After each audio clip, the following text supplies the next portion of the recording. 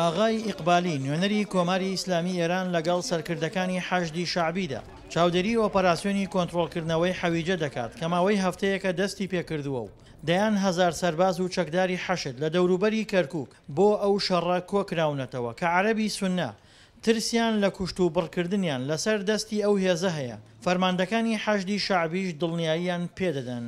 ئێمە هەر عملیات کردمانە حەشد شعبی یەکەم جار فکری ئەو خەڵقە کردمانە ئەوانە دەریکەن ئازار نەبێت لەیان و هیچ وەخت نایێن کەسی ئازیاتیان بکە ئێمە هەدەفمان تحریر بکەن ئەو مەناتقە لە دەست داعشەوە نە لە دەست خەڵق ملەتەوە. والله ما داعش لێرە هەن خەڵکانێک دژی یاسان و ئەمە مانای ئەوە نییە کە هەموو عەرەبی سونە داعشن. خەڵکانێکن کار لەگەڵ دەوڵەت و یاسا دەکەن و خەڵکانێکیشەن لەگەڵ حەشتی شعبیدا کار دەکەن.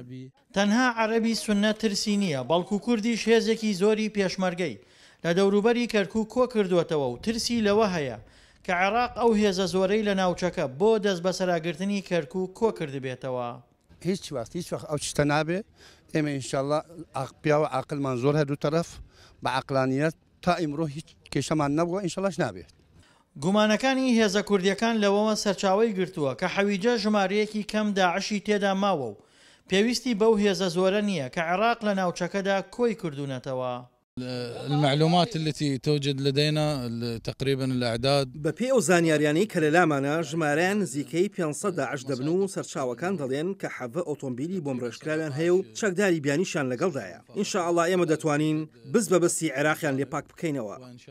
سەرباری گومانەکانی بەڵام هێشتا پێشمەرگە هاوکاری حەشدی شعبی دەکات و بەشی هەواڵگیری پێشمەرگە لە هەندێک ناوچە ڕێنمایی هێزە عێراقیەکان دەکەن کە بەوتەی بەرپرسانی پێشمەرگە داعش لە حەویجە هەڵدێت و بۆ شاخەکان خۆراک دەگوێزێتەوە.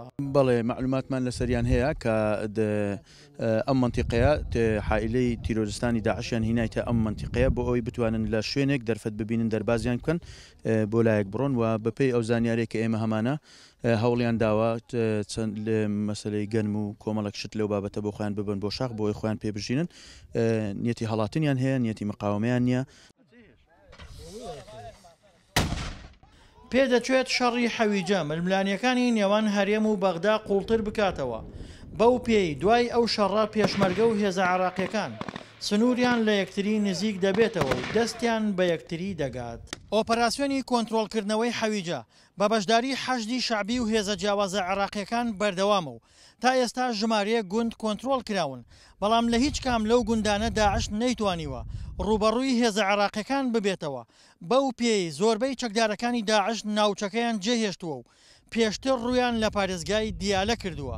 بۆیە چاوەڕوان دەکرێت ئۆپەراسیۆنی کۆنتڕۆڵکردنەوەی حەویجە زۆر نەخایەنێت. دڵشاد ئەنوەر، دەنگی ئەمریکا، پارێزگای کەرکووک.